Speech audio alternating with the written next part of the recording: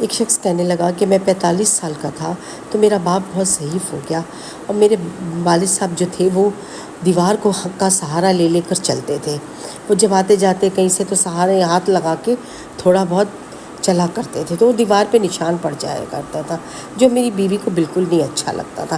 تو ایک دن میرے بیٹے نے اس کے سر میں تیل ڈال دیا، اپنے پوتے سے تیل ڈلوا لیا میرے باپ نے، اور خوب مالش کروائی، اور انہوں نے کہیں سر پہ ہاتھ لگا لیا اور وہی ہاتھ ان کا دیوار پہ لگ گیا، تو دیوار پہ پورا نشان پڑ گیا۔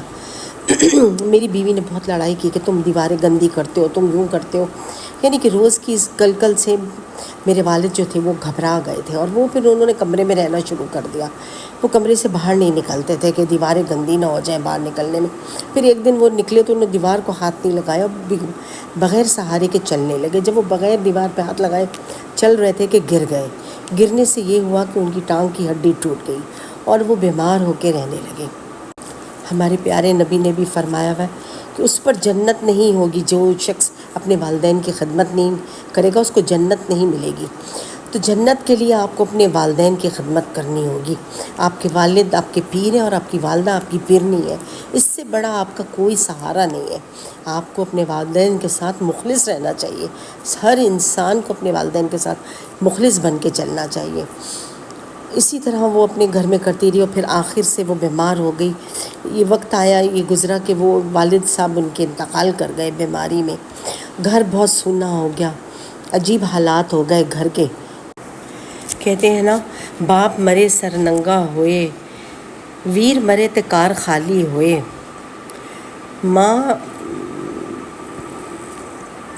ماوا بعد محمد بخشا، کون کرے رکھوالی۔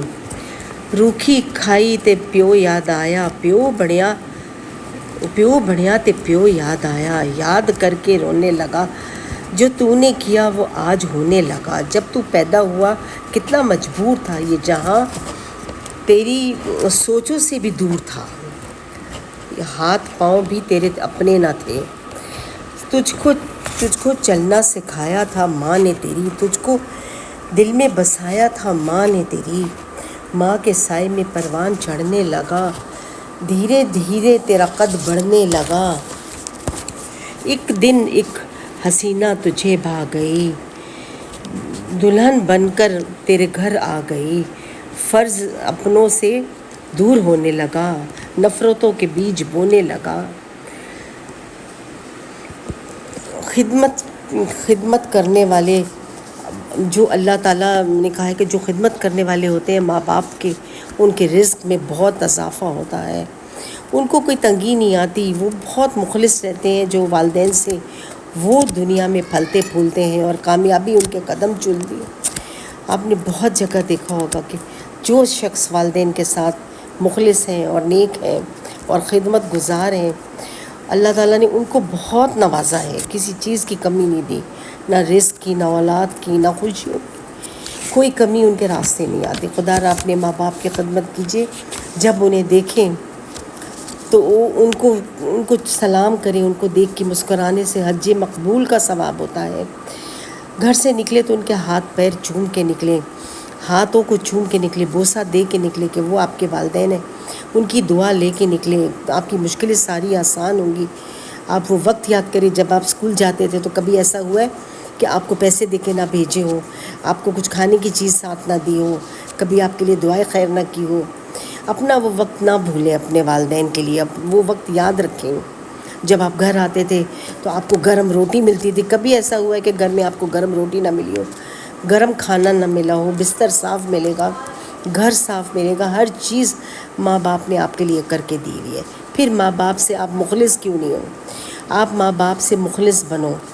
ہمارے پیارے نبی نے کہا ہے جنت اسی کو ملے گی جو ماں باپ کے ساتھ مخلص ہوگا، جو ماں باپ کی خدمت کرے گا۔ اللہ نے قرآن میں 5 جگہ ذکر کر دیا والدین کا۔ خدا را اپنے والدین کی عزت کیجیے، اپنے بڑوں کا احترام کیجیے، تاکہ آپ بہت ساری چیزوں سے بچ جائیں۔ دنیا میں کتنی چیزوں سے آپ کو سامنا کرنا پڑتا ہے، صرف ایک والدین سے نافرمانی کر کے۔ آپ یہاں نافرمانی کرتے ہیں، اللہ کا سلسلہ وہاں آپ کے خلاف شروع ہو جاتا ہے۔ یہ حساب دنیا سے ہی شروع ہو جاتا ہے۔ بچپن میں وہی والدین ہوتے جن کو آپ چھوڑ کے جانا بھی پسند نہیں کرتے، لیکن جب آپ اس عمر کو پہنچ جاتے ہیں اور آپ کے گھر میں ایک حسینہ آ جاتی ہے تو آپ اپنے والدین سے اختلافات پیدا کرنا شروع کر دیتے ہیں، اور پھر آپ خود اپنی اپنی چیزوں کے، اپنی تباہیوں کے، اپنی خرابیوں کے ذمہ دار ہیں۔ اپنے والدین سے مخلص رہیں، خدمت کریں، ان کی تکلیفوں کا ازالہ نہ کریں کہ آپ ان کے لیے بوجھ بن رہے ہیں، ان کی تکلیف کا ازالہ کریں، ان کے لیے سکھ کا باعث بنیں، ان کو تانے نہ دیں، تشنے نہ دیں، ان کا بہت خیال کریں۔ وہ کتنے دن ہیں آپ کے پاس؟